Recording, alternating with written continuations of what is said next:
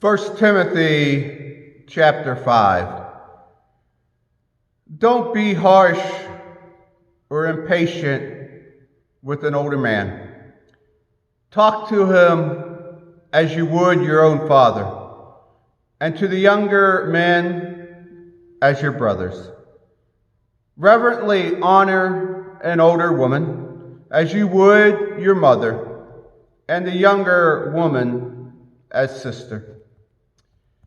Take care of widows who are destitute. If a widow has family members to take care of them, let them learn that religion begins at their own doorstep, and that they should pay back with gratitude some of what they have received. This pleases God immensely. You can tell a legitimate widow by the way she has put all hope in God, praying to God constantly for the needs of others as well as her own. But a widow who exploits people's emotions and pocketbooks, well, there's nothing to her.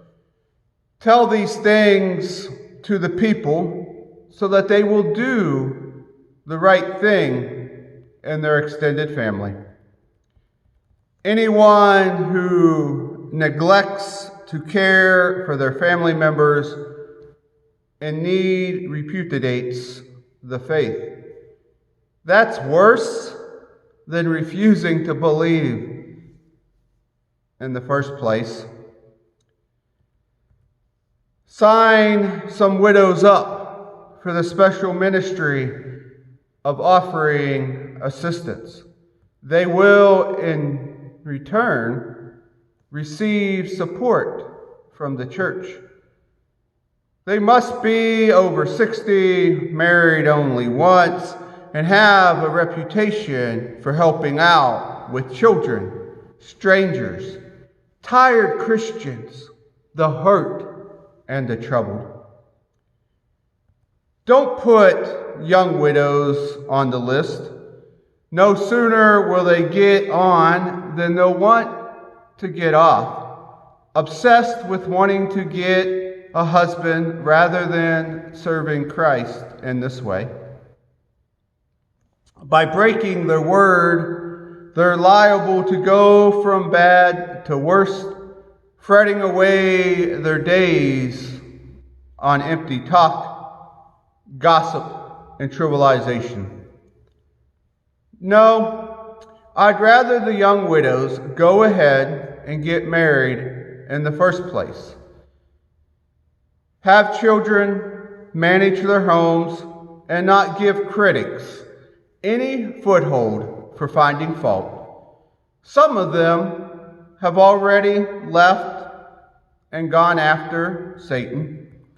Any Christian woman who has widows in her family is responsible for them.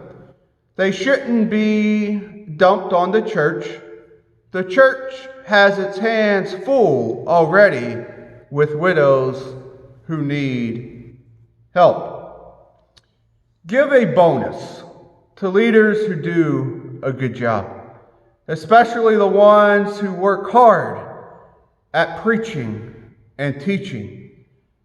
Scripture tells us, don't muzzle a working ox, and a worker deserves his pay. Don't listen to a complaint against a leader that isn't backed up by 2 or 3 responsive witnesses. If anyone falls into sin, call that person on the carpet. Those who are inclined that way will know right off that they can't get by with it.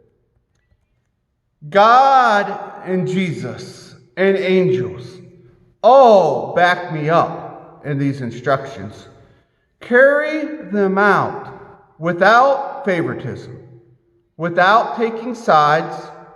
Don't appoint people to church leadership positions too hastily. If a person is involved in some serious sin, you don't want to become an unwitting accomplice. In any event, keep a close check on yourself. And don't worry too much about what the critics will say. Go ahead and drink a little wine, for instance. It's good for your digestion, good medicine for what ails you. The sins of some people are blatant, and march them right in to court. The sins of others don't show up until much later. The same with good deeds. Some you see right off, but none are hidden forever. The end of chapter 5 of 1 Timothy.